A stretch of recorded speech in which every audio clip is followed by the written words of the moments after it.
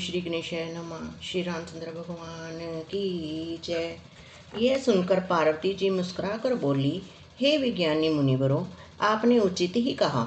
आपकी समझ में शिव जी ने कामदेव को अब जलाया है। अब तक तो वे विकार युक्त कामी ही रहे, किंतु हमारी समझ से तो शिव जी सदा से ही योगी, अजन्मा, अनिज्ञ, काम रहित और भोगीन है। और यदि मैंने शिव जी को ऐसा समझकर ही मन, वचन और कर्म से प्रेम सहित इनकी सेवा की है, तो हे मनीषों सुनिए, वे कृपा निधान भगवान मेरी प्रतिज्ञा को सत्य करेंगे। आपने जो यह कहा कि शिव जी ने कामदेव को भस्म कर दिया, यही आपका बड़ा भारी अविवेक है। हे तात, अग्नि का तो यह सहज स्वभाव ही है कि पाला उसके समीप कभी जा ही नहीं सकता, और जाने पर वह अवश्य नष्ट हो जाएगा। महादेव जी और कामदेव के संबंध में भी यही न्याय बात समझना चाहिए। पार्वती के वचन सुनकर और उनका प्रेम तथा विश्वास देखकर मुनि हृदय में बड़े प्रसन्न हुए। वे भवानी को सिर नवाकर चल दिए और हिमाचल के पास पहुँचे। उन्होंने पर्वतराज हिमाचल को सब का हाल सुनाया। कामदेव का भस्म होना सुनकर हिमाचल बहुत दुखी हुए। फिर मुनियों ने रति के वरदान की बात कही। उसे सुनकर हिमवान ने बहुत सुख माना। शिव जी के प्रभाव को मन में विचार कर हिमाचल ने श्रेष्ठ मुनियों को आदरपूर्वक बुला लिया और उनसे शुभ दिन, शुभ नक्षत्र और शुभ घड़ी शोधवाकर वेद की विधि के अनुसार शीघ्र ही लगन निश्चय कराकर लिखवा लिया। फिर हिमाचल ने वह लगन पत्रिका सप्त ऋषियों को दे दी और चरण पकड़कर उनकी विनती की। उन्होंने जाकर वह लगन पत्रिका ब्रह्मा जी को दी। उसको पढ़ते समय उनके हृदय में प्रेम समाता ना था। ब्रह्मा जी ने लगन पढ़कर सबको सुनाया। उसे सुनकर सब मुनि और देवताओं का सारा समाज हर्षित हो गया। आकाश से फूलों की वर्षा होने लगी, बाजे बजने लगे और दसों दिशाओं में मंगल कलश सजा दिए गए। सब देवता अपने भांति भांति के वाहन और विमान सजाने लगे। कल्याणप्रद मंगल शकुन होने लगे और अप्सराएं गाने लगी। शिव जी के गण शिव जी का श्रृंगार करने लगे। जटाओं का मुट्टा बनाकर उस पर सांपों का मोर सजाया गया। शिव जी ने सांपों के ही कुंडल और कंकन पहने, शरीर पर विभूति रमाई और वस्त्र की जगह बाघंबर लपेट लिया। शिव जी के सुंदर मस्तक पर चंद्रमा, सिर पर गंगा जी, 3 नेत्र, सांपों का जनेऊ, गले में विष और छाती पर नरमुंडों की माला थी। इस प्रकार उनका वेश अशुभ होने पर भी वे कल्याण के धाम और कृपालु हैं। एक हाथ में त्रिशूल और दूसरे में डमरू सुशोभित है। शिव जी बैल पर चढ़कर चले, बाजे बज रहे हैं। शिव जी को देखकर देवांगनाएं मुस्कुरा रही हैं और कहती हैं कि इस वर के योग्य दुल्हन संसार में नहीं मिलेगी। विष्णु और ब्रह्मा आदि देवताओं के समूह अपने अपने वाहनों पर चढ़कर बारात में चले। देवताओं का समाज सब प्रकार से अनुपम परम सुंदर था, पर दूल्हे के योग्य बारात न थी। तब विष्णु भगवान ने सब दिक्पालों को बुलाकर हंसकर ऐसा कहा, सब लोग अपने अपने दल समेत अलग अलग होकर चलो। हे भाई, हम लोगों की यह बारात वर के योग्य नहीं है। क्या प्राय नगर में जाकर हंसी कराओगे? विष्णु भगवान की बात सुनकर देवता मुस्कुराए और वे अपनी अपनी सेना सहित अलग हो गए। महादेव जी यह देखकर मन ही मन मुस्काते हैं कि विष्णु भगवान के व्यंग्य वचन दिल लगी नहीं छूटते। अपने प्यारे विष्णु भगवान के इन अति प्रिय वचनों को सुनकर शिव जी ने भी भृंगी को भेजकर अपने सब गणों को बुलवा लिया। शिव जी की आज्ञा सुनते ही सब चले आए और उन्होंने स्वामी के चरण कमलों में सिर नवाया। तरह तरह की सवारियों और तरह तरह के वेश वाले अपने समाज को देखकर शिव जी हंसे। कोई बिना मुख का है, किसी के बहुत से मुख हैं। कोई बिना हाथ पैर का है तो किसी के कई हाथ पैर हैं। किसी के बहुत आँखें हैं तो किसी के एक भी आँख नहीं है। कोई बहुत मोटा ताजा है तो कोई बहुत ही दुबला पतला है। कोई बहुत दुबला, कोई बहुत मोटा, कोई पवित्र और कोई अपवित्र वेश धारण किए हुए हैं। भयंकर गहने पहने, हाथ में कपाल लिए हैं और सब के सब शरीर में ताजा खून लपेटे हुए हैं। गधे, कुत्ते, सूअर और सियार के से उनके मुख हैं। गणों के अनगिनत वेशों को कौन गिने। बहुत प्रकार के प्रेत, पिशाच, योगिनियों की जमाते हैं, उनका वर्णन करते नहीं बनता। भूत प्रेत नाचते और गाते हैं, वे सब बड़े मौजी हैं। देखने में बहुत ही बेढंगे जान पड़ते हैं और बड़े ही विचित्र ढंग से बोलते हैं। जैसा दूल्हा है अब वैसी ही बारात बन गई है। मार्ग में चलते हुए भांति भांति के कौतक होते जाते हैं। इधर हिमाचल ने ऐसा विचित्र मंडप बनाया कि जिसका वर्णन नहीं हो सकता। जगत में जितने छोटे बड़े पर्वत थे जिनका वर्णन करके पार नहीं मिलता, तथा जितने वन समुंदर नदियाँ और तालाब थे, हिमाचल ने सबको नेवता भेजा। वे सब अपनी इच्छा अनुसार रूप धारण करने वाले सुंदर शरीर धारण कर सुंदरी स्त्रियों और समाजों के साथ हिमाचल के घर गए। सभी स्नेह सहित मंगल गीत गाते हैं। हिमाचल ने पहले ही से बहुत से घर सजवा रखे थे। यथा योग्य उन स्थानों में सब लोग उतर गए। नगर की सुंदर शोभा देखकर ब्रह्मा की रचना चातुरी भी तुच्छ लगती थी। नगर की शोभा देखकर ब्रह्मा की निपुणता सचमुच तुच्छ लगती है। वन, बाग, कुएं, तालाब, नदियाँ सभी सुंदर हैं। उनका वर्णन कौन कर सकता है। घर घर बहुत से मंगल सूचक तोरण और ध्वजा पताकाएं शोभित हो रही हैं। वहाँ के सुंदर और चतुर स्त्री पुरुषों की छवि देखकर मुनियों के भी मन मोहित हो जाते हैं। जिस नगर में स्वयं जगदम्बा ने अवतार लिया, क्या उसका वर्णन हो सकता है। वहाँ रिद्धि सिद्धि संपत्ति और सुख नित्य नित्य नए बढ़ते जाते हैं। बारात को नगर के निकट आई सुनकर नगर में चहल पहल मच गई, जिससे उनकी शोभा बढ़ गई। अगवानी करने वाले लोग बनाव श्रृंगार करके तथा नाना प्रकार की सवारियों को सजाकर आदर सहित बारात को लेने चले। देवताओं के समाज को देखकर सब मन में प्रसन्न हुए और विष्णु भगवान को देखकर तो बहुत ही सुखी हुए।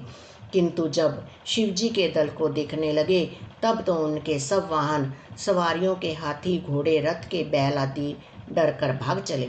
कुछ बड़ी उम्र के समझदार लोग धीरज धरकर वहां डटे रहे। लड़के तो सब अपने प्राण लेकर भागे। घर पहुंचने पर जब माता पिता पूछते हैं तब वे भय से कांपते हुए शरीर से ऐसा वचन कहते हैं, क्या कहें, कोई बात कही नहीं जाती। यह बारात है, ये यमराज की सेना। दूल्हा पागल है और बैल पर सवार है। सांप, कपाल और राख ही उसके गहने हैं। दूल्हे के शरीर पर राख लगी है, सांप और कपाल के गहने हैं। वह नंगा, जटाधारी और भयंकर है। उसके साथ भयानक मुख वाले भूत, प्रेत, पिशाच, योगनियाँ और राक्षस हैं। जो बारात को देखकर जीता बचेगा, सचमुच उसके बड़े ही पुण्य हैं और वही पार्वती का विवाह देखेगा। लड़कों ने घर घर यही बात कही। महेश्वर का समाज समझकर सब लड़कों के माता पिता मुस्कुराते हैं। उन्होंने बहुत तरह से लड़कों को समझाया कि निडर हो जाओ, डर की कोई बात नहीं है। अगवान लोग बारात को लिवा लाए। उन्होंने सबको सुंदर जनवासे ठहरने को दिए। मैना पार्वती जी की माता ने शुभ आरती सजाई और उनके साथ की स्त्रियां उत्तम मंगल गीत गाने लगी। सुंदर हाथों में सोने का थाल शोभित है। इस प्रकार मैना हर्ष के साथ शिवजी का प्रश्न करने चली। जब महादेव जी को भयानक वेश में देखा तब तो स्त्रियों के मन में बड़ा भारी भय उत्पन्न हो गया।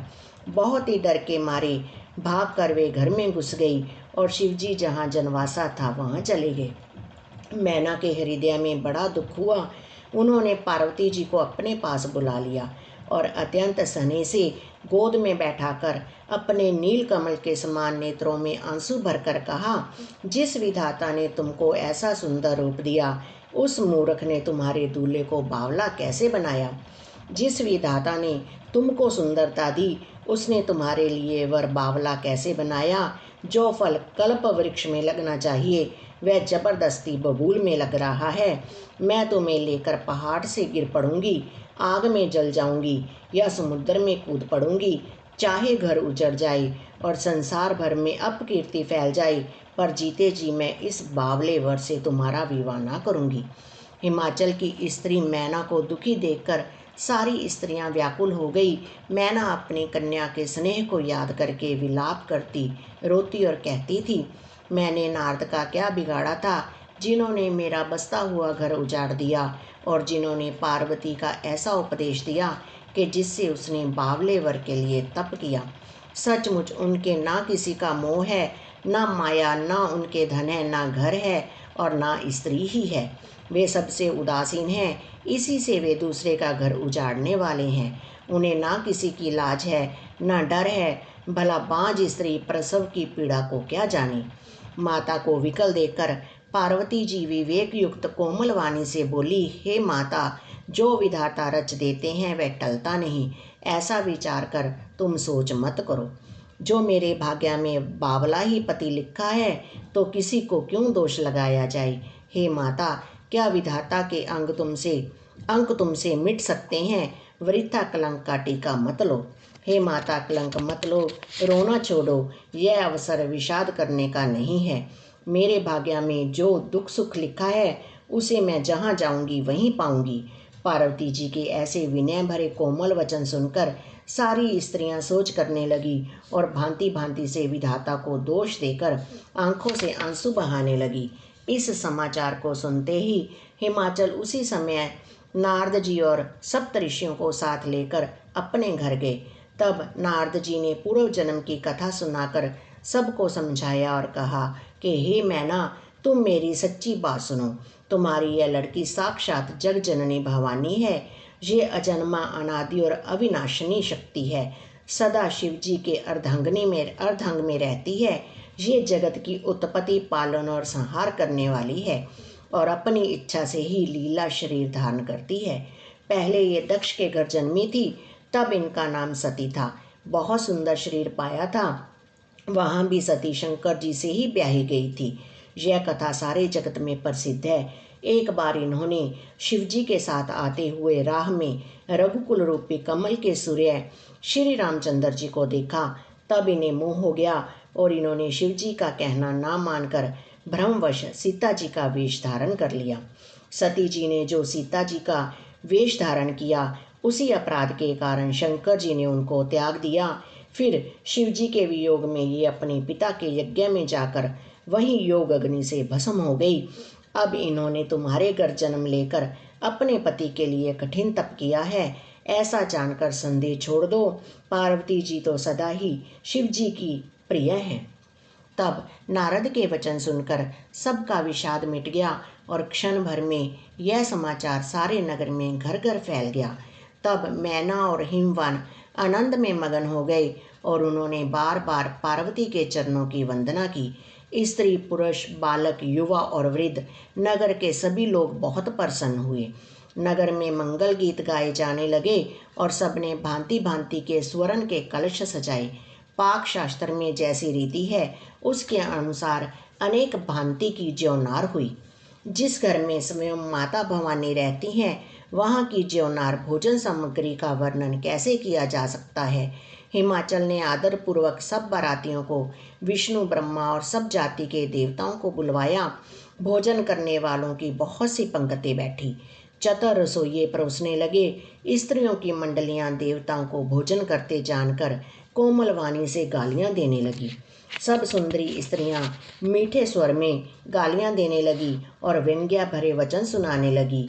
देवगण विनोद सुनकर बहुत सुख अनुभव करते हैं, इसलिए भोजन करने में बड़ी देर लगा रहे हैं। भोजन के समय जो आनंद बढ़ा वह करोड़ों मुँह से भी नहीं कहा जा सकता। भोजन कर चुकने पर सबके हाथ मुंह धुलवाकर पान दिए गए। फिर सब लोग जो जहाँ ठहरे थे वहाँ चले गए। फिर मुनियों ने लौटकर हिमवान को लगन पत्रिका सुनाई और विवाह का समय देखकर देवताओं को बुला भेजा। सब देवताओं को आदर सहित बुलवा लिया और सबको यथा योग्य आसन दिए। वेद की रीति से वेदी सजाई गई और स्त्रियां सुंदर श्रेष्ठ मंगल गीत गाने लगी। वेदिका पर एक अत्यंत सुंदर दिव्य सिंहासन था, जिसकी सुंदरता का वर्णन नहीं किया जा सकता, क्योंकि वह स्वयं ब्रह्मा जी का बनाया हुआ था। ब्राह्मणों को सिर नवाकर और हृदय में अपने स्वामी श्री रघुनाथ जी का स्मरण करके शिव जी उस सिंहासन पर बैठ गए। फिर मनीश्वरों ने पार्वती जी को बुलाया। सखियां श्रृंगार करके उन्हें ले आई। पार्वती जी के रूप को देखते ही सब देवता मोहित हो गए। संसार में ऐसा कौन है जो उस सुंदरता का वर्णन कर सके। पार्वती जी को जगदम्बा और शिव जी की पत्नी समझकर देवताओं ने मन ही मन प्रणाम किया। भवानी जी सुंदरता की सीमा है। करोड़ों मुखों से भी उनकी शोभा नहीं कही जा सकती। जग जननी पार्वती जी की महान शोभा का वर्णन करोड़ों मुखों से भी करते नहीं बनता। वेद, शेष जी और सरस्वती जी तक उसे कहते हुए सकुचा जाते हैं। तब मंद बुद्धि तुलसी किस गिनती में है।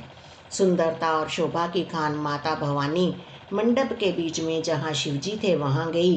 वे संकोच के मारे पति शिवजी के चरण कमलों को देख नहीं सकती, परंतु उनका मन रूपी भौरा तो वहीं रस पान कर रहा था। मुनियों की आज्ञा से शिवजी और पार्वती जी ने गणेश जी का पूजन किया। मन में देवताओं को अनादि समझकर कोई इस बात को सुनकर शंका न करे कि गणेश जी तो शिव पार्वती की संतान हैं, अभी विवाह से पूर्व ही वे कहाँ से आ गए। वेदों में विवाह की जैसी रीति कही गई है, महामुनियों ने वह सभी रीति करवाई। पर्वतराज हिमाचल ने हाथ में कुश लेकर तथा कन्या का हाथ पकड़कर उन्हें भवानी शिव पत्नी जानकर शिवजी को समर्पण किया। जब महेश्वर शिवजी ने पार्वती का पानी ग्रहण किया, तब इंद्र आदि सब देवता हृदय में बड़े ही हर्षित हुए। श्रेष्ठ मुनिगण वेद मंत्रों का उच्चारण करने लगे और देवगण शिवजी का जय जयकार करने लगे। अनेकों प्रकार के बाजे बजने लगे। आकाश से नाना प्रकार के फूलों की वर्षा हुई। शिव पार्वती का विवाह हो गया। सारे ब्रह्मांड में आनंद भर गया। दासी दास, रथ, घोड़े, हाथी, गाय, वस्त्र और मणि आदि अनेक प्रकार की चीजें, अन्न तथा सोने के बर्तन गाड़ियों में लदवा कर दहेज में दिए, जिनका वर्णन नहीं हो सकता। बहुत प्रकार का दहेज देकर फिर हाथ जोड़कर हिमाचल ने कहा, हे शंकर, आप पूर्ण काम हैं, मैं आपको क्या दे सकता हूँ। इतना कहकर वे शिवजी के चरण कमल पकड़कर रह गए। तब कृपा के सागर शिवजी ने अपने ससुर का सभी प्रकार से समाधान किया। फिर प्रेम से परिपूर्ण हृदय मैना जी ने शिवजी के चरण कमल पकड़े और कहा, हे नाथ, यह उमा मुझे मेरे प्राणों के समान प्यारी है। आप इसे अपने घर की टहलनी बनाइएगा और इसके सब अपराधों को क्षमा करते रहिएगा। अब प्रसन्न होकर मुझे यही वर दीजिए। शिवजी ने बहुत तरह से अपनी सास को समझाया। तब वे शिवजी के चरणों में सिर नवाकर घर गई। फिर माता ने पार्वती को बुला लिया और गोद में बैठाकर ये सुंदर सीख दी, हे पार्वती, तू सदा शिवजी के चरणों की पूजा करना। नारियों का यही धर्म है, उनके लिए पति ही देवता हैं और कोई देवता नहीं है। इस प्रकार की बातें कहते कहते उनकी आंखों में आंसू भर आई और उन्होंने कन्या को छाती से चिपटा लिया। फिर बोली कि विधाता ने जगत में स्त्री जाति को क्यों पैदा किया। पराधीन को सपने में भी सुख नहीं मिलता। जो कहती हुई माता प्रेम में अत्यंत विकल हो गई, परंतु कुसमय जानकर, दुख करने का अवसर न जानकर उन्होंने धीरज धरा। मैना बार बार मिलती है और पार्वती के चरणों को पकड़कर गिर पड़ती है। बड़ा ही प्रेम है, कुछ वर्णन नहीं किया जाता। भवानी सब स्त्रियों से मिल भेंट कर फिर अपनी माता के हृदय से जा लिपटी। पार्वती जी माता से फिर मिलकर चली। सब किसी ने उन्हें योग्य आशीर्वाद दिए। पार्वती जी फिर कर माता की ओर देखती जाती थी। तब सखियां उन्हें शिवजी के पास ले चली। महादेव जी सब याचकों को संतुष्ट कर पार्वती जी के साथ घर कैलाश को चले। सब देवता प्रसन्न होकर फूलों की वर्षा करने लगे और आकाश में सुंदर नगाड़े बजने लगे। तब हिमवान अत्यंत प्रेम से शिवजी को पहुंचाने के लिए साथ चले। वृषकेतु शिवजी ने बहुत तरह से उन्हें संतोष कराकर विदा किया। पर्वतराज हिमाचल तुरंत घर आए और उन्होंने सब पर्वतों और से सरोवरों को बुलाया। हिमवान ने आदर, दान, विनय और बहुत सम्मान पूर्वक सबकी विदाई की। जब शिवजी कैलाश पर्वत पर पहुँचे, तब सब देवता अपने अपने लोकों को चले गए। तुलसीदास जी कहते हैं कि पार्वती जी और शिव जी जगत के माता पिता हैं, इसलिए मैं उनके श्रृंगार का वर्णन नहीं करता। शिव पार्वती विविध प्रकार के भोग विलास करते हुए अपने गणों सहित कैलाश पर रहने लगे। वे नित्य नए विहार करते थे। इस प्रकार बहुत समय बीत गया। तब 6 मुख वाले पुत्र स्वामी कार्तिक का जन्म हुआ, जिन्होंने बड़े होने पर युद्ध में तारकासुर को मारा। वेद शास्त्र और पुराणों में स्वामी कार्तिकेय के जन्म की कथा प्रसिद्ध है और सारा जगत उसे जानता है। छडानन, स्वामी कार्तिक के जन्म, कर्म, प्रताप और महान पुरुषार्थ को सारा जगत जानता है, इसलिए मैंने वृषकेतु शिव जी के पुत्र का चरित्र संक्षेप से ही कहा है। शिव पार्वती के विवाह की इस कथा को जो स्त्री पुरुष कहेंगे और गाएंगे, वे कल्याण के कार्यों और विवाह आदि मंगलों में सदा सुख पावेंगे। गिरिजापति महादेव जी का चरित्र समुंदर के समान अपार है, उसका पार वेद भी नहीं पाते। तब अत्यंत मंदबुद्धि और गंवार तुलसीदास उसका वर्णन कैसे कर सकता है। शिवजी के रसीले और सुहावने चरित्र को सुनकर मुनि भरद्वाज जी ने बहुत ही सुख पाया।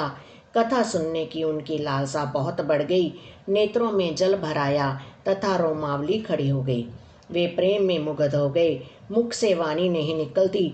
उनकी यह दशा देखकर ज्ञानी मुनि याज्ञवल्क्य बहुत प्रसन्न हुए और बोले, हे मनीष, आहा, तुम्हारा जन्म धन्य है। तुमको गौरीपति शिवजी प्राणों के समान प्रिय हैं। शिवजी के चरण कमलों में जिनकी प्रीति नहीं है, वे श्री रामचंद्र जी को सोहप्पन में भी अच्छे नहीं लगते। विश्वनाथ, श्री शिवजी के चरणों में निष्कपट प्रेम होना, यही राम भगत का लक्षण है। शिवजी के समान रघुनाथ जी की भक्ति का व्रत धारण करने वाले कौन हैं, जिन्होंने बिना ही पाप के सती जैसी स्त्री को त्याग दिया और प्रतिज्ञा करके श्री रघुनाथ जी की भक्ति को दिखा दिया। हे भाई, श्री रामचंद्र जी को शिव जी के समान और कौन प्यारा है। मैंने पहले ही शिव जी का चरित्र कहकर तुम्हारा भेद समझ लिया। तुम श्री रामचंद्र जी के पवित्र सेवक हो और समस्त दोषों से रहित हो। मैंने तुम्हारा गुण और शील जान लिया। अब मैं श्री रघुनाथ जी की लीला कहता हूँ, सुनो। हे मुनि, सुनो, आज तुम्हारे मिलने से मेरे मन में जो आनंद हुआ है वह कहा नहीं जा सकता। हे मुनीश्वर, रामचरित्र अत्यंत अपार है, 100 करोड़ शेषजी भी उसे नहीं कह सकते। तथापि जैसे मैंने सुना है, वैसा वाणी के स्वामी प्रेरक और हाथ में धनुष लिए हुए प्रभु श्री रामचंद्र जी का स्मरण करके कहता हूँ। सरस्वती जी कठपुतली के समान हैं और अंतर्यामी स्वामी श्री रामचंद्र जी सूत पकड़कर कठपुतली को नचाने वाले सूत्रधार हैं। अपना भक्त जानकर जिस कवि पर वे कृपा करते हैं, उसके हृदय रूपी आंगन में सरस्वती को भी वे नचाया करते हैं। उन्हीं कृपालु श्री रघुनाथ जी को मैं प्रणाम करता हूँ और उन्हीं के निर्मल गुणों की कथा कहता हूँ। कैलाश पर्वतों में श्रेष्ठ और बहुत ही रमणीय है, जहाँ शिव पार्वती जी सदा निवास करते हैं। सिद्ध तपस्वी योगीगण, देवता, किन्नर और मुनियों के समूह उस पर्वत पर रहते हैं। वे सब बड़े पुण्यात्मा हैं और आनंद कंद श्री महादेव जी की सेवा करते हैं। जो भगवान विष्णु और महादेव जी से विमुख हैं और जिनकी धर्म में प्रीति नहीं है, वे लोग स्वप्न में भी वहाँ नहीं जा सकते। उस पर्वत पर एक विशाल बरगद का पेड़ है, जो नित्य नवीन और सब काल में सुंदर रहता है। वहाँ तीनों प्रकार की शीतल, मंद और सुगंध वायु बहती रहती है और उसकी छाया बड़ी ठंडी रहती है। वह शिव जी के विश्राम करने का वृक्ष है, जिसे वेदों ने गाया है। एक बार प्रभु श्री शिव जी उस वृक्ष के नीचे गए और उसे देखकर उनके हृदय में बहुत आनंद हुआ। अपने हाथ से बाघंबर बिछाकर कृपालु शिव जी सद्भाव से ही बिना किसी खास प्रयोजन के वहां बैठ गए। कुंद के पुष्प, चंद्रमा और शंख के समान उनका गौर शरीर था। बड़ी लंबी भुजाएं थी और वे मुनियों के से वल्कल वस्त्र धारण किए हुए थे। उनके चरण नए पूर्ण रूप से खिले हुए लाल कमल के समान थे। नखों की ज्योति भक्तों के हृदय का अंधकार हरने वाली थी। सांप और भस्म ही उनके भूषण थे और वे उन त्रिपुरासुर के शत्रु शिवजी का मुख पूर्णिमा के चंद्रमा की शोभा को हरने वाला, फीकी करने वाला था। उनके सिर पर जटाओं का मुकुट और गंगा जी शोभायमान थी। कमल के समान बड़े बड़े नेत्र थे। उनका नीलकंठ था और वे सुंदरता के भंडार थे। उनके मस्तक पर द्वितीया का चंद्रमा शोभित था। कामदेव के शत्रु शिवजी वहां बैठे हुए ऐसे शोभित हो रहे थे, मानो शांत रसी शरीर धारण किए बैठा हो। अच्छा मौका जानकर शिव पत्नी माता पार्वती जी उनके पास गई। अपनी प्यारी पत्नी जानकर शिवजी ने उनका बहुत आदर सत्कार किया और अपनी बाईं ओर बैठने के लिए आसन दिया। पार्वती जी प्रसन्न होकर शिवजी के पास बैठ गई। उन्हें पिछले जन्म की कथा स्मरण हो आई। स्वामी के हृदय में अपने ऊपर पहले की अपेक्षा अधिक प्रेम समझकर पार्वती जी हंसकर प्रिय वचन बोली। याज्ञवल्क्य जी कहते हैं, कि जो कथा सब लोगों का हित करने वाली है उसे ही पार्वती जी पूछना चाहती हैं। पार्वती जी ने कहा, हे संसार के स्वामी, हे मेरे नाथ, हे त्रिपुरासुर का वध करने वाले, आपकी महिमा तीनों लोकों में विख्यात है। चर अचर नाग मनुष्य और देवता सभी आपके चरण कमलों की सेवा करते हैं। हे प्रभु, आप समर्थ, सर्वज्ञ और कल्याण स्वरूप हैं। सब कलाओं और गुणों के निधान हैं और योग, ज्ञान और वैराग्य के भंडार हैं। आपका नाम शरणागतों के लिए कल्प वृक्ष है। हे सुख की राशि, यदि आप मुझ पर प्रसन्न हैं और सचमुच मुझे अपनी दासी या अपनी सच्ची दासी जानते हैं तो हे प्रभु, आप श्री रघुनाथ जी की नाना प्रकार की कथा कहकर मेरा अज्ञान दूर कीजिए। जिसका घर कल्प वृक्ष के नीचे हो वह भला दरिद्रता से उत्पन्न दुख को क्यों सहेगा। हे शशिभूषण, हे नाथ, हृदय में ऐसा विचार कर मेरी बुद्धि के भारी भ्रम को दूर कीजिए। हे प्रभु, जो परमार्थ तत्व के ज्ञाता और वक्ता मुनि हैं वे श्री रामचंद्र जी को अनादि ब्रह्म कहते हैं और शेष, सरस्वती, वेद और पुराण सभी श्री रघुनाथ जी का गुणगान गाते हैं। हे कामदेव के शत्रु, आप भी दिन रात आदरपूर्वक राम राम जपा करते हैं। ये राम वही अयोध्या के राजा के पुत्र हैं या अजन्मा, निर्गुण और अगोचर कोई और राम है। यदि वे राजपुत्र हैं तो ब्रह्म कैसे, और यदि ब्रह्म हैं तो स्त्री के विरामी उनकी मति बावली कैसे हो गई। इधर उनके ऐसे चरित्र देखकर और उधर उनकी महिमा सुनकर मेरी बुद्धि अत्यंत चकरा रही है। यदि इच्छा रहत व्यापक समर्थ ब्रह्म कोई और है तो हे नाथ, मुझे उसे समझाकर कहिए। मुझे नादास समझकर मन में क्रोध न लाइए। जिस तरह मेरा मुँह दूर हो वही कीजिए। मैंने पिछले जन्म में वन में श्री रामचंद्र जी की प्रभुता देखी थी, परंतु अत्यंत भयभीत होने के कारण मैंने वह बात आपको सुनाई नहीं। तो भी मेरे मलिन मन को बोध ना हुआ, उसका फल भी मैंने अच्छी तरह पा लिया। अब भी मेरे मन में कुछ संदेह है, आप कृपा कीजिए। मैं हाथ जोड़कर विनती करती हूँ। हे प्रभु, आपने उस समय मुझे बहुत तरह से समझाया था, फिर भी मेरा संदेह नहीं गया। हे नाथ, यह सोचकर मुझ पर क्रोध ना कीजिए। मुझे अब पहले जैसा मोह नहीं है। अब तो मेरे मन में राम कथा सुनने की रुचि है।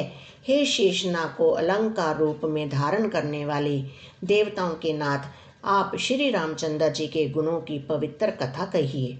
मैं पृथ्वी पर सिर टेक कर आपके चरणों की वंदना करती हूँ और हाथ जोड़कर विनती करती हूँ। आप वेदों के सिद्धांत को निचोड़कर श्री रघुनाथ जी का निर्मल यश वर्णन कीजिए। यद्यपि स्त्री होने के कारण मैं उसे सुनने की अधिकारिणी नहीं हूँ, तथापि मैं मन, वचन और कर्म से आपकी दासी हूँ। संत लोग यहाँ आर्त अधिकारी पाते हैं, वहाँ गूढ़ तत्व भी उससे नहीं छिपाते। हे देवताओं के स्वामी, मैं बहुत ही आर्त भाव दीनता से पूछती हूँ, आप मुझ पर दया करके श्री रघुनाथ जी की कथा कहिए। पहले तो वह कारण विचार कर बतलाइए जिससे निर्गुण ब्रह्म सगुण रूप धारण करता है। फिर हे प्रभु, श्री रामचंद्र जी के अवतार की कथा कहिए और उनका उदार बाल चरित्र कहिए। फिर जिस प्रकार उन्होंने श्री जानकी जी से विवाह किया वह कथा कहिए और फिर यह बतलाइए कि उन्होंने जो राज्य छोड़ा सो किस दोष से। हे नाथ, फिर उन्होंने वन में रहकर जो अपार चरित्र किए तथा जिस तरह रावण को मारा वह कहिए। हे सुख स्वरूप शंकर, फिर आप उन सारी लीलाओं को कहिए जो उन्होंने राज्य सिंहासन पर बैठकर की थी। हे कृपाधाम, फिर वह अद्भुत चरित्र कहिए जो श्री रामचंद्र जी ने किया। वे रघुकुल श्रोमणी प्रजा सहित किस प्रकार अपने धाम को गए।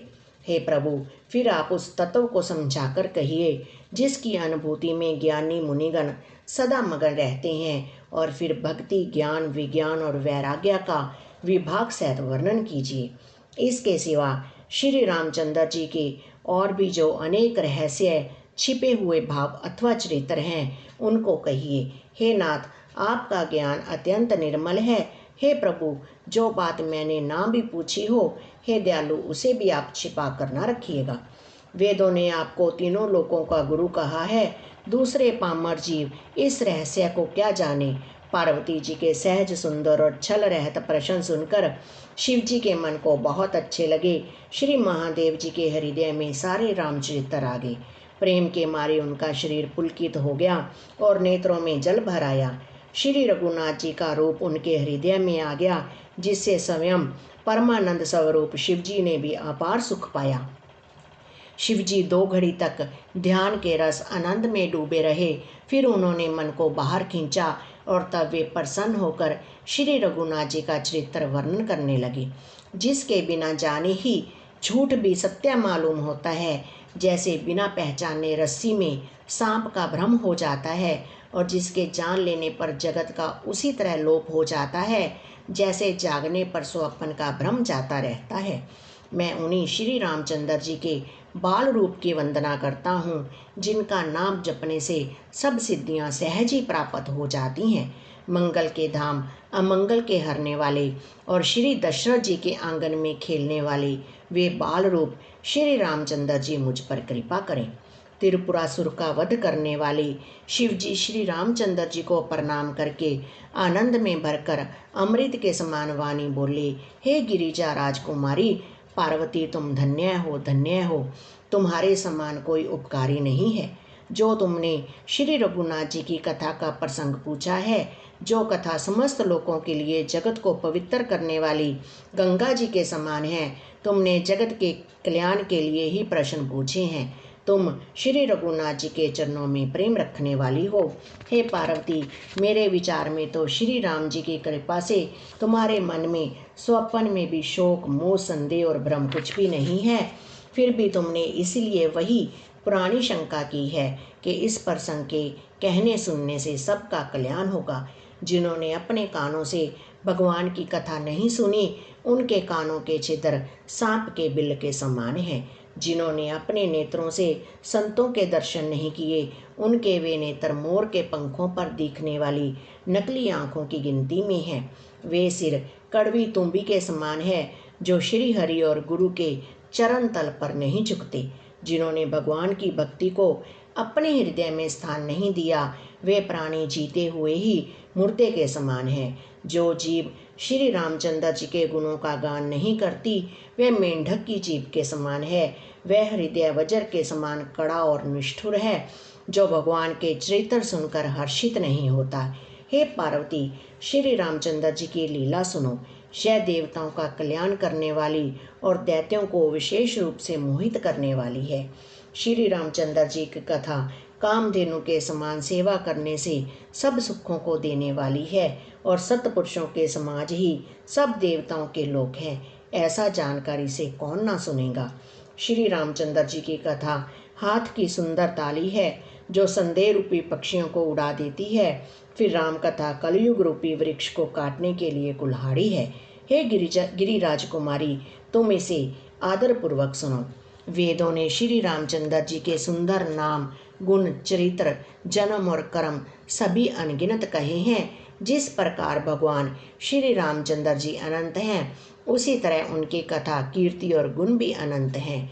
तो भी तुम्हारी अत्यंत प्रीति देखकर जैसा कुछ मैंने सुना है और जैसी मेरी बुद्धि है, उसी के अनुसार मैं कहूँगा। हे पार्वती, तुम्हारा प्रश्न स्वाभाविक ही सुंदर, सुखदायक और संत सम्मत है और मुझे तो बहुत ही अच्छा लगा है। परंतु हे पार्वती, एक बात मुझे अच्छी नहीं लगी, यद्यपि वह तुमने मोह के वश होकर कही है। तुमने जो यह कहा है कि वे राम कोई और हैं, जिन्हें वेद गाते हैं और मुनिजन जिनका ध्यान धरते हैं, जो मोह रूपी पिशाच के द्वारा ग्रसित हैं, पाखंडी हैं, भगवान के चरणों से विमुख हैं और जो झूठ सच कुछ भी नहीं जानते, ऐसे अधम मनुष्य ही इस तरह कहते सुनते हैं। जो अज्ञानी, मूर्ख, अंधे और भाग्यहीन हैं और जिनके मन रूपी दर्पण पर विषय रूपी काई जमी है, जो व्यभिचारी, छली और बड़े कुटिल हैं और जिन्होंने कभी स्वप्न में भी संत समाज के दर्शन नहीं किए और जिन्हें अपनी लाभ हानि नहीं सूझती, वे ही ऐसी वेद विरुद्ध बातें कहा करते हैं। जिनका हृदय रूपी दर्पण मैला है और जो नेत्रों से हीन हैं, वे बेचारे श्री रामचंद्र जी का रूप कैसे देखें। जिनको निर्गुण सगुण का कुछ भी विवेक नहीं है, जो अनेक मनगढ़ंत बातें बका करते हैं, जो श्री हरि की माया के वश में होकर जगत में जन्म मृत्यु के चक्कर में भ्रमते फिरते हैं, उनके लिए कुछ भी कह डालना असंभव नहीं है। जिन्हें वायु का रोग हो गया हो, जो भूत के वश हो गए हों और जो नशे में चूर हों, ऐसे लोग विचार कर वचन नहीं बोलते। जिन्होंने महामोह रूपी मदरा पी रखी है, उनके कहने पर कान ना देना चाहिए। अपने हृदय में ऐसा विचार कर संदेह छोड़ दो और श्री रामचंद्र जी के चरणों को भजो। हे पार्वती, ब्रह्म रूपी अंधकार के नाश करने के लिए सूर्य की किरणों के समान मेरे वचनों को सुनो। सगुण और निर्गुण में कुछ भी भेद नहीं है। मुनि, पुराण, पंडित और वेद सभी ऐसा कहते हैं। जो निर्गुण और रूप निराकार, अलख, अव्यक्त और अजन्मा है, वही भक्तों के प्रेमवश सगुण हो जाता है। जो निर्गुण है वही सगुण कैसे है? जैसे जल और औले में भेद नहीं, दोनों जल ही हैं, ऐसे ही निर्गुण और सगुण एक ही हैं। जिसका नाम भ्रम रूपी अंधकार के मिटाने के लिए सूर्य है, उसके लिए मोह का प्रसंग भी कैसे कहा जा सकता है? श्री रामचंद्र जी सच्चिदानंद स्वरूप सूर्य हैं, वहाँ मोह रूपी रात्रि के लवलेश भी नहीं है। वे सब भाव से ही प्रकाश रूप और भगवान हैं। वहाँ तो विज्ञान रूपी प्रातः काल भी नहीं होता। अज्ञान रूपी रात्रि हो तब तो विज्ञान रूपी प्रातः काल हो। भगवान तो नित्य ज्ञान स्वरूप हैं। हर्ष, शोक, ज्ञान, अज्ञान, अहंता और अभिमान, ये सब जीव के धर्म हैं। श्री रामचंद्र जी तो व्यापक ब्रह्म, परमानंद स्वरूप, परात्पर प्रभु और पुराण पुरुष हैं। इस बात को सारा जगत जानता है। जो पुराण पुरुष प्रसिद्ध हैं, प्रकाश के भंडार हैं, सब रूपों में प्रकट हैं, जीव, माया और जगत के स्वामी हैं, वे ही रघुकुल मणि श्री रामचंद्र जी मेरे स्वामी हैं। ऐसा कहकर शिव जी ने उनको मस्तक नवाया। अज्ञानी मनुष्य अपने भ्रम को तो समझते नहीं, वे मूर्ख प्रभु श्री रामचंद्र जी पर इसका आरोप करते हैं। जैसे आकाश में बादलों का पर्दा देखकर कुविचारी लोग कहते हैं कि बादलों ने सूर्य को ढक लिया। जो मनुष्य आंख में उंगली लगाकर देखता है, उसके लिए तो दो चंद्रमा प्रकट हैं। हे पार्वती, श्री रामचंद्र जी के विषय में इस प्रकार मोह की कल्पना करना वैसा ही है जैसा आकाश में अंधकार, धुएं और धूल का सोना। आकाश जैसे निर्मल और निर्लेप है, उसको कोई मलिन या स्पर्श नहीं कर सकता। इसी प्रकार भगवान श्री रामचंद्र जी नित्य निर्मल और निर्लेप हैं। विषय, इंद्रियां, इंद्रियों के देवता और जीवात्मा, ये सब एक की सहायता से एक चेतन होते हैं। अर्थात विषयों का प्रकाश इंद्रियों से, इंद्रियों का इंद्रियों के देवताओं से और इंद्रिय देवताओं का चेतन जीवात्मा से प्रकाश होता है। इन सब का जो परम प्रकाशक है, अर्थात जिससे इन सब का प्रकाश होता है, वही अनादि ब्रह्म अयोध्या नरेश श्री रामचंद्र जी हैं। यह जगत प्रकाश्य है और श्री रामचंद्र जी इसके प्रकाशक हैं। वे माया के स्वामी और ज्ञान तथा गुणों के धाम हैं, जिनकी सत्ता से मोह की सहायता पाकर जड़ माया भी सत्य से भाषित होती है। जैसे सीप में चांदी की और सूर्य की किरणों में पानी की बिना हुए भी प्रतीत होती है, यद्यपि यह प्रतीति तीनों कालों में झूठ है, तथापि इस भ्रम को कोई हटा नहीं सकता। इसी तरह यह संसार भगवान के आश्रित रहता है, यद्यपि यह असत्य है तो भी दुख तो देता ही है। जिस तरह सौपन में कोई सिर काट ले तो बिना जागे वह दुख दूर नहीं होता। हे पार्वती, जिनकी कृपा से इस प्रकार का भ्रम मिट जाता है, वही कृपालु श्री रघुनाथ जी हैं, जिनका आदि और अंत किसी ने नहीं जान पाया। वेदों ने अपनी बुद्धि से अनुमान करके इस प्रकार नीचे लिखे अनुसार गाया है। वह ब्रह्म बिना ही पैर के चलता है, बिना ही कान के सुनता है, बिना ही हाथ के नाना प्रकार के काम करता है, बिना मुंह के ही सारे रसों का आनंद लेता है और बिना ही वाणी के बहुत योग्य वक्ता है। वह बिना ही शरीर के स्पर्श करता है, बिना ही आंखों के देखता है और बिना ही नाक के सब गंधों को ग्रहण करता है, सूंघता है। उस ब्रह्म की करनी सभी प्रकार से ऐसी अलौकिक है कि जिसकी महिमा कही नहीं जा सकती, जिसका वेद और पंडित इस प्रकार वर्णन करते हैं और मुनि जिसका ध्यान धरते हैं, वही दशरथ नंदन भक्तों के हितकारी अयोध्या के स्वामी भगवान श्री रामचंद्र जी हैं। हे पार्वती, जिनके नाम के बल से काशी पे मरते हुए प्राणी को देखकर मैं उसे राम मंत्र देकर शोक रहित कर देता हूँ, मुक्त कर देता हूँ, वही मेरे प्रभु रघुश्रेष्ठ श्री रामचंद्र जी जड़ चेतन के स्वामी और सबके हृदय के भीतर की जानने वाले हैं। विवश होकर बिना इच्छा के भी जिनका नाम लेने से मनुष्यों के अनेक जन्मों में किए हुए पाप जल जाते हैं, फिर जो मनुष्य आदरपूर्वक उनका स्मरण करते हैं, वे तो संसार रूपी समुद्र को गाय के खुर से बने हुए गड्ढे के समान अर्थात बिना किसी परिश्रम के पार कर जाते हैं। हे पार्वती, वही परमात्मा श्री रामचंद्र जी हैं। उनमें भ्रम देखने में आता है। तुम्हारा ऐसा कहना अत्यंत ही अनुचित है। इस प्रकार का संदेह मन में लाते ही मनुष्य के ज्ञान, वैराग्य आदि सारे सद्गुण नष्ट हो जाते हैं। शिव जी के ब्रह्मनाशक वचनों को सुनकर पार्वती जी के सब कुतर्कों की रचना मिट गई। श्री रघुनाथ जी के चरणों में उनका प्रेम और विश्वास हो गया और कठिन असंभावना जिसका होना संभव नहीं, ऐसी मिथ्या कल्पना जाती रही। बार बार स्वामी शिव जी के चरण कमलों को पकड़कर और अपने कमल के समान हाथों को जोड़कर पार्वती जी मानो प्रेम रस में सान कर सुंदर वचन बोली।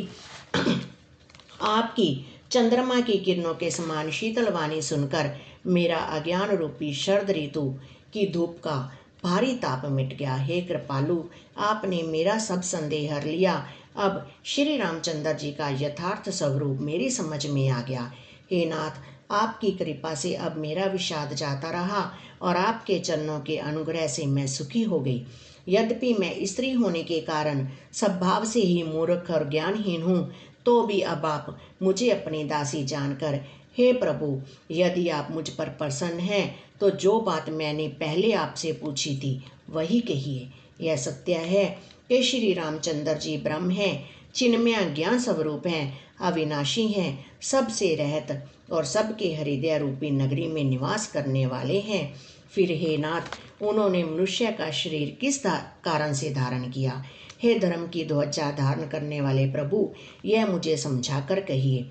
पार्वती के अत्यंत नम्र वचन सुनकर और श्री राम जी की कथा में उनका विशुद्ध प्रेम देखकर तब कामदेव के शत्रु स्वभाव की सुजान कृपा निधान शिव जी मन में बहुत ही हर्षित हुए और बहुत प्रकार से पार्वती की बड़ाई करके फिर बोले। मास प्रायण चौथा विषय। आज की कथा हम यहीं समाप्त करते हैं। अगली कथा के साथ हम मंगलवार को मिलेंगे। तब तक के लिए सबको जय सिया राम।